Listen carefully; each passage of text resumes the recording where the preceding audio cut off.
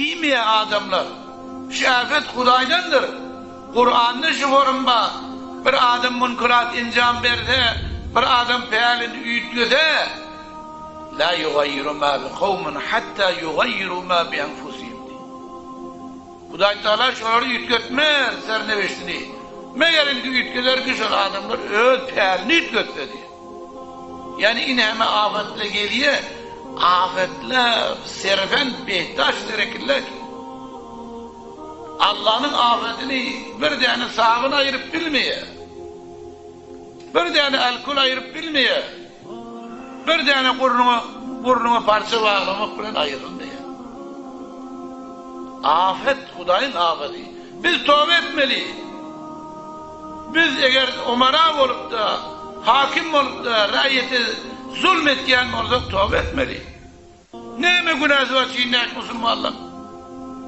Şu forum edip, tike edip, denanasının karnını yağarıp, oğlunu şu forum edip gözünün ağlında, günahı neyme fakat Müslüman? Huday Teala afeti iyi vermeli ki, iyi veriyor da hak. Hop, neyme Kur'an aydan nedemiz ama?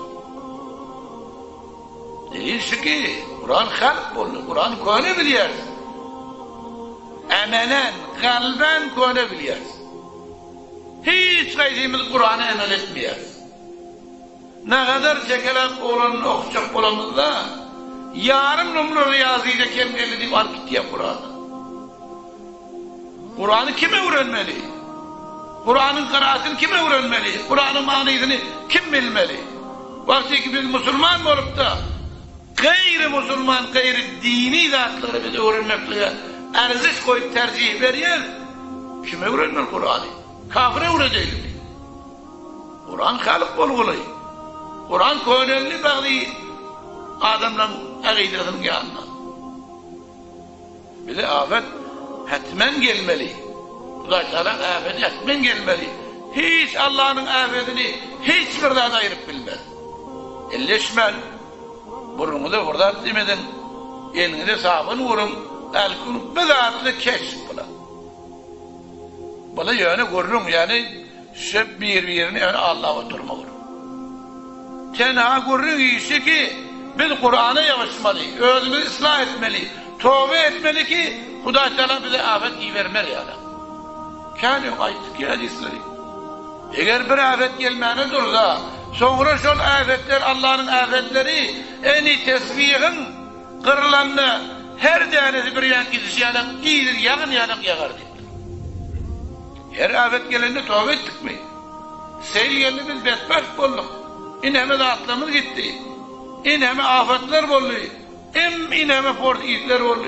Kim tövbe etti? Allah'ın tersini işlep dur. Kur'an'ın tersini işlep dur. Kur'an'ı asıl hesap edemez o. Nüzul haram değil mi gel? Kakasından alınmalı adam. Banka sef duruyorlar. Hele erkek yok. Hani bizim tövbamız? Bir afet olmandan sonra yeni afet Huday Teala'nın afeti kendi. Eğer biz insanı Müslüman olup tövbe edebilmeyen olsak canımızı kavuruyanımız ölmek ha. Canımızı kavurup da bir doktorun kefine kulak atıp da şeytan oldu. Kur'an'ın kıyının kefine kulak atmayan oldu.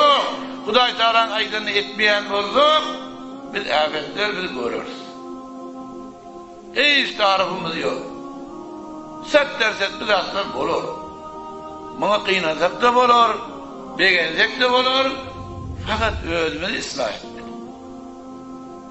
Sabın bile diyelim yoğundan değil. Kalbini ıslah etmeli, amelini, Kur'an'ı amel etmeli. Eğer tövbe edecek olsam, basınlıkta tövbe etmeli.